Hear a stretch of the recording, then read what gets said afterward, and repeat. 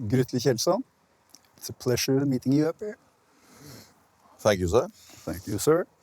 I'd like to go back a little bit in time first. It's like 30 years when you launched the Longship of Enslaved.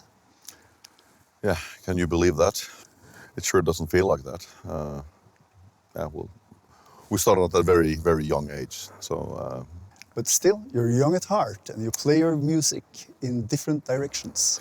yes, we do, and I think that's the crucial thing. We still feel fairly young, and we still. I think this is very enjoyable, and I think the main reason is that we have never put any strict rules, or we haven't been working inside any frames, so to speak. So we have always done whatever we wanted to do musically, and that's one of that has been the driving force in all these years, and we have never. I don't think we have the ability to look back, to be satisfied. We just want to move ahead. In your latest album, you went to Utgard, which is probably the farthest out you could go. Are you going into a new direction? Where are we now, and where are we going? Well, I mean, Utgard, the concept of Utgard is always lurking in the very outskirts of your mind. So, and it's all connected to insecurity and chaos, and that's one of the. And of course connected to the world of, or the realm of dreams and cosmos. So I think that thematically we've always been fascinated by the concept of the occult, the unknown, which really is a part of yourself, and this is still a lot of unknown territory to explore. So there's a lot. The concept of the outer worlds really, at the same time, that exist within yourself as well. So there's still a lot of stones to be lifted, so to speak. But are you now going to build a bridge, or are you going to jump into the void, into the unknown? Well, I mean, we've never been, let's say, conformity has never been our thing. So I think it's better to just jump into the void and see what happens. Go with the flow.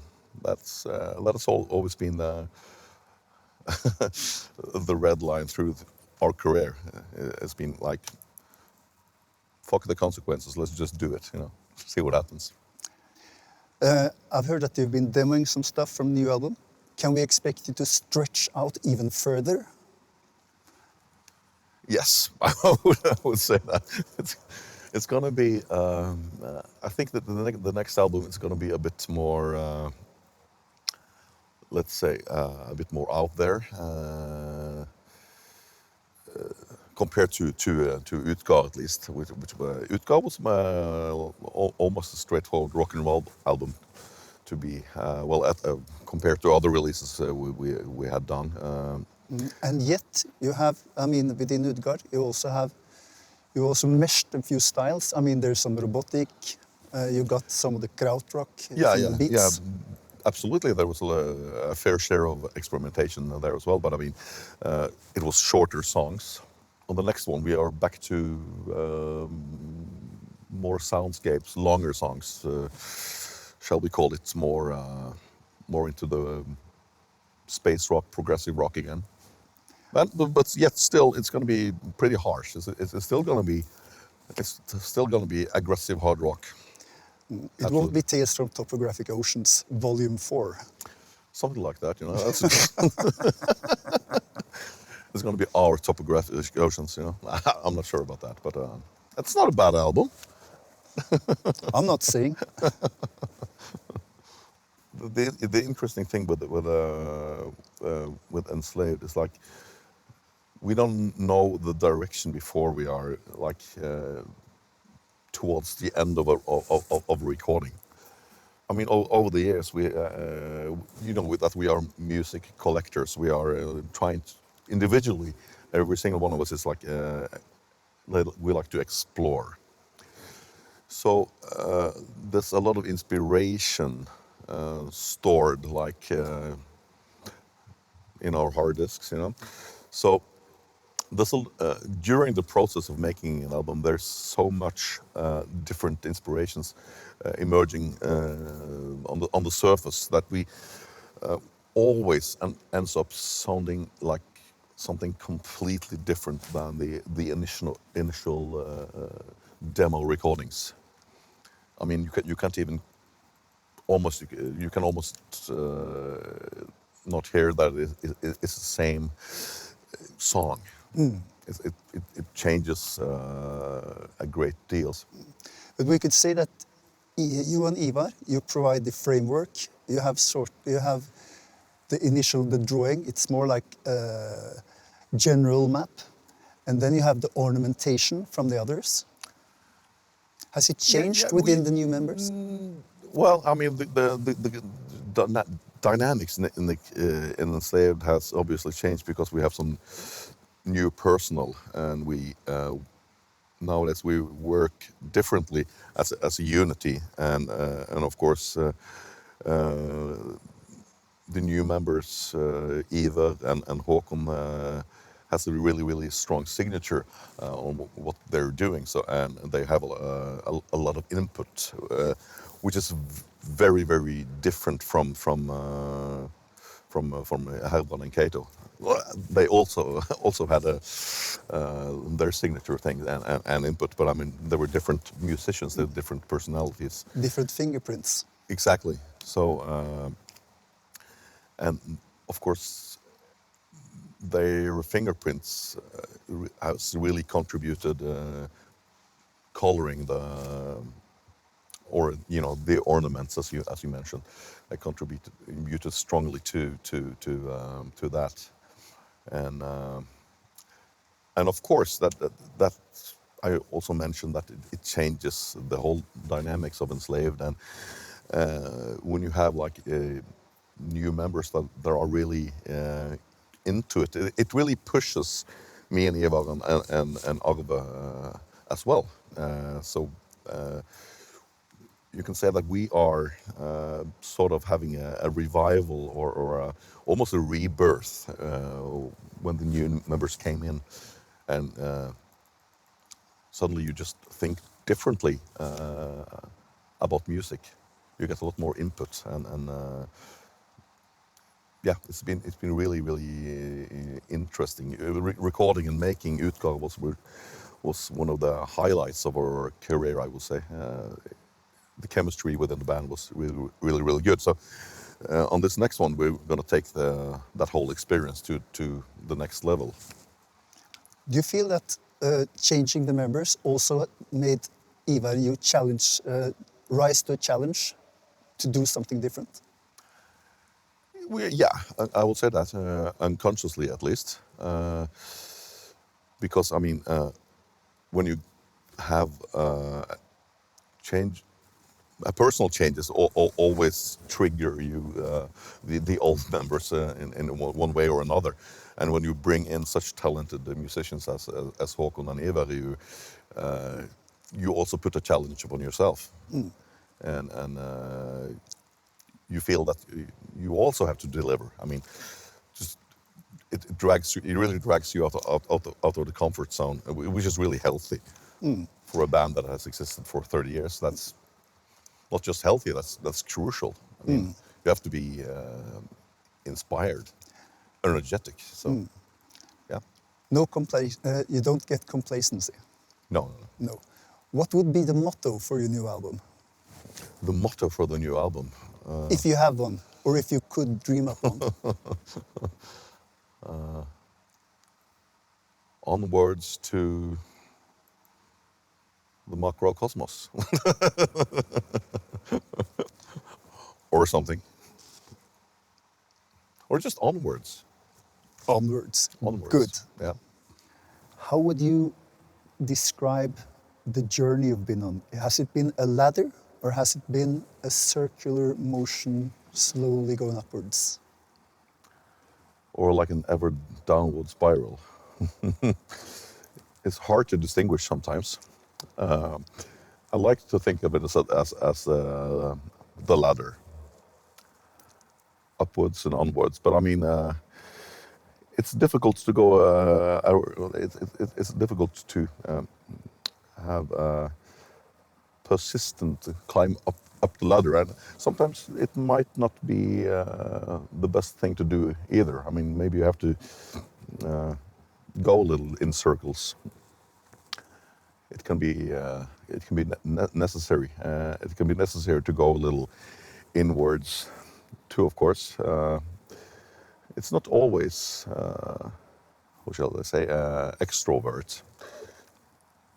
It's all, sometimes it's crucial to be a little introvert as well. So the philosophy is always upwards and onwards, and so the ladder is maybe the utopia that you follow. But stepping back on some occasions can be wise. Absolutely, and although the philosophy is, of course, not to repeat yourself, but I mean, it can sometimes be nice to be inspired by yourself once again, and that sometimes happens when you have a collaboration that we are having with a shaman elephant, the 9-man, the big band, and we play some of the old songs in a new wrapping, and suddenly you find you look upon those old songs in a totally different and new and refreshing way with another approach, and that can be healthy too. And as I said, you can actually be inspired by things you did. You can actually rediscover the energy, the moment from when you made those songs back in almost 30 years ago. And that's pretty fascinating. So definitely the latter, but sometimes it's nice to step back a little or go a little around in circles. So what can seemingly be a confusion can actually be really healthy. When you say onwards, you could also say inwards. Yeah, I mean, the inwards can be both onwards and upwards, definitely. So when you, in this setting, have been playing old songs with the new personnel, which gives you a moment to step outside yourself, to rediscover the essence of your songs, how will this help you in mapping out the way forward? Well, one way is to, I mean, very often the simplicity of things is really the most efficient way. I mean, a lot of my favorite music is really, really simple or even accessible, melodic, but still very, very energetic. And when you rediscover some of the songs that you made, like let's say in 1992, as a song like "Slag I skogen Bottenvå," which it has become a live favorite among fans and so on. And maybe at certain points in our career we have been really. It has been a little like a janitor's work to play that song live, you know. Sure. Yeah, exactly. So when you rediscover the potential of the song in a setting like the big band with a shaman elephant, perhaps you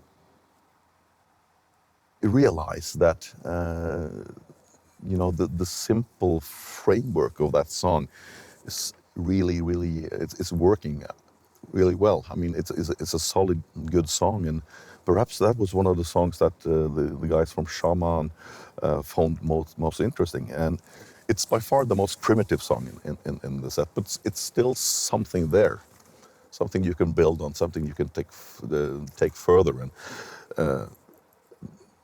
it's like the philosophy or the approach of making a good song doesn't have to be technicality, or it doesn't have to be. Not everything has to be advanced prog rock, you know. Sometimes even punk can be the solution. Not that the song is punk, but still, I mean, it's a primitive yet fantastic song. Yeah. Which brings us to one of the surprises in your set, the Røyksopp cover, which is not a total departure, but it's a reworking. Yeah, it's a very very atmospheric and ambient song. I really like the original song, and it's somehow close to something that we could have done, let's say, on an EP, like a little more experimental thing. So what we have done really, we have actually straightened it up a bit and made it a hard rock song. We have that's one of the songs that we have made less experimental. Well, at least when speaking about the cover songs that we have done. Yeah, I think it's a good version. I like to play it. And it went, if I'm not mistaken, it went like through the roof when you released it on the net. Yeah, I think, well, hard rockers tend to like melodic songs. They do. I mean, all the most popular songs we have are more or less the more accessible songs, really. So that really wasn't a big shock. People enjoy stuff like that. Can we expect some toe-tapping tunes on your new album? As I told you, we have to see. I mean, we're working on the arrangements right now, and when people are asking me about the direction of the new songs, I have to be honest and say, I really don't have any idea so far. We'll have to wait and see. So perhaps and perhaps not. It might be a very, very introvert album, and it might be a super accessible album, most likely somewhere in between. Excellent. Thank you very much. Thank you.